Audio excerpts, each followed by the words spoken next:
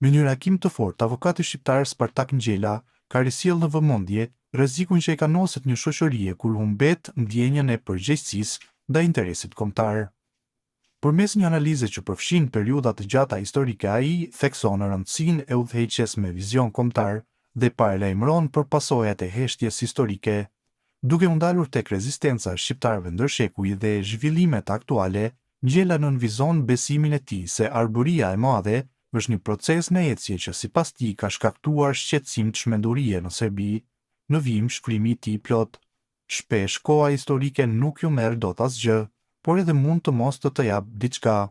Domethënë, ti të kalosh nga asnjëra në asgjë, dhe kjo quhet heshtje historike për një popull apo një shoqëri.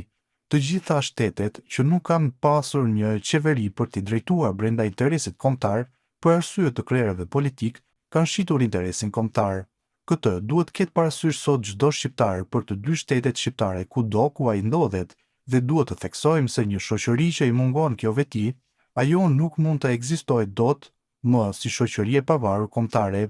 Por ne shqiptarët, edhe pse të rrezikuar në 500 vite me këtë kërcënim historik që nga vdekja e Gjergj Kastriot Skënderbeut deri në vitin 2012, me aftësinë tonë si popull arbëror, tani ndihemi të lirë, sepse i kemi kaluar me sukses të gjitha rreziqet historike në 500 vitet e historisë sonë gjatë pushtimit osman, dhe pikërisht kjo i ka futur në një shqetësim çmendurie serbët dhe Serbin, por ne aq na bën, sepse kjo e tashmja është historia jonë e arburisë së madhe që po vjen hap pas hapi.